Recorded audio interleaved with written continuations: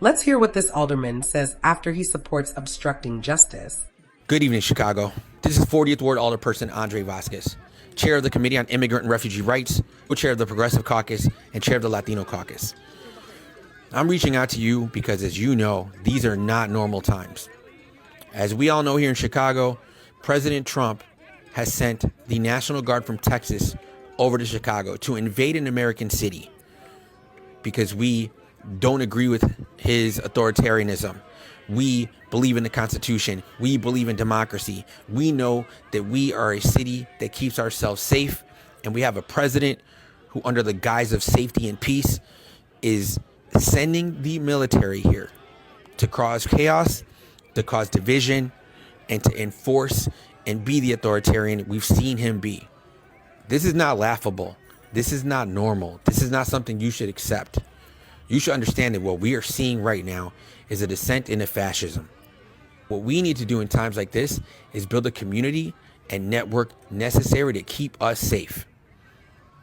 Over the past number of months, we've been building as a city. There have been rapid response networks that have been building. There have been mutual aid networks that have been building. There have been Know Your Rights campaigns that have been spreading across the city to make sure that we know our constitutional rights. But what we are seeing is the force of the military being brought into the city. It is nothing short of an invasion. We've seen our mayor call it out. We've seen our governor call it out. You should not think any of this is normal. But what you should always understand is that we are the city of Chicago. We are the greatest American city in the country. We have gone through adversity before. We've been divided before, and we have come together. We've stood shoulder to shoulder against great adversity and overcome it. This will be no different than us overcoming those challenges. But it will take work, it will take organizing, it will take us coming together to build the community necessary to make sure we can sustain and that we can endure, that we can engage in the democratic process and turn this whole thing around. That requires me and you and you and your neighbors and your neighbors and you all being in community together, all being in coalition, all being in solidarity. I have a confidence that we can do it. It'll take focus. It'll take communication.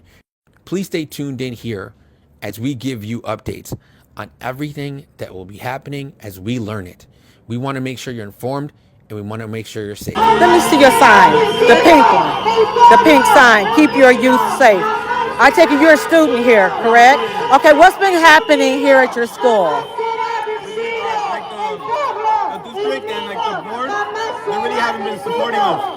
Okay, what kind of support have they not been giving you all? They don't want to acknowledge what's happening here in Cicero, to all our families and our friends, and they really don't want to put an extra effort in.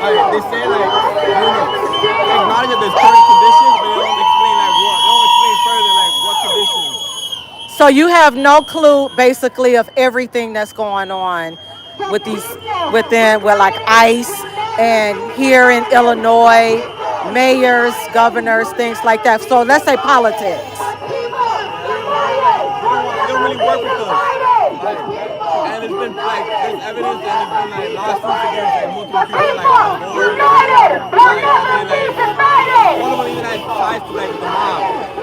And they just also corrupt and they don't have our interests in mind. Okay, so this is why you're in front of actually the district and doing your protest here? Yeah. Okay, thank you, I appreciate your time. You have anything you'd like to add? Hi ma'am, how are you doing today? I'm well, and you? Doing good. I'm really excited that the young people are out here, that they're energized. Would you like to do an interview with me? Actually, that's why I came over here. So today I am a marshal who's assisting the young people and expressing, how they're doing. Okay.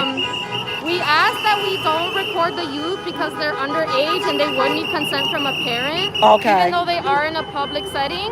Okay. We don't want them to engage in an interview that they might not know the full details of. So a lot of this propaganda is really being fed to these children. They have hardly no clue about the political aspect arena that's going on here in Illinois. Because they don't know what they're out here really protesting for. It's basically what they're being told. So yeah, they are sending a message to this district loud and clear. of what their complaints are. Loud and clear.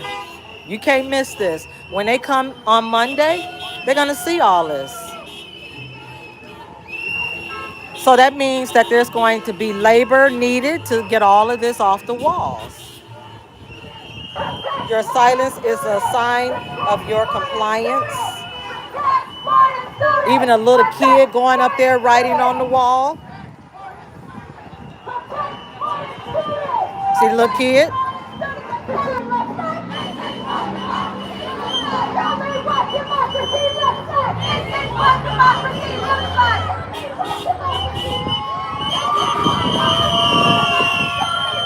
There's a little kid up here writing on it again.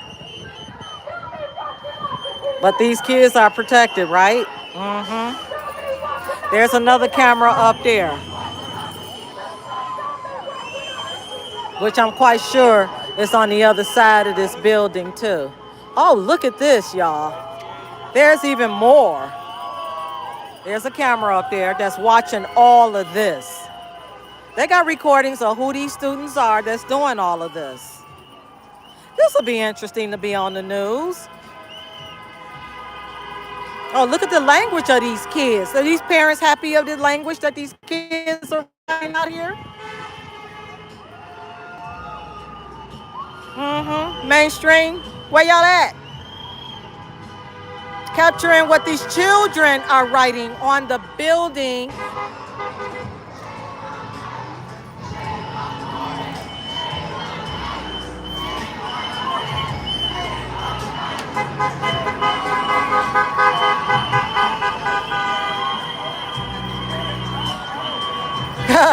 Yeah, they did do that. They know how to spell. They know exactly how to spell and get across what they want to say. Oh, look at that. F.I. stay out, bees. Yeah, these are children. Now we got some good stuff that is need to be shown. Well, what your students are out here doing. They're not just out here protesting. They actually are breaking rules and laws. Because to put this on the public buildings, and you have the officers sitting out there, I know they have to see this. He's sitting right there. I see it. They're even putting up names. Like to bury us, they didn't know we were seeds. Protect students, not racist. Then they even mention a name there. Is a racist, do better. This one, ICE. Viva Mexico.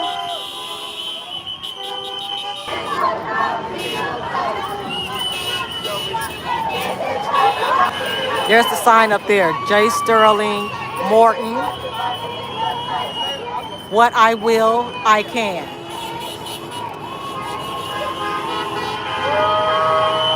All right, you're seeing it firsthand.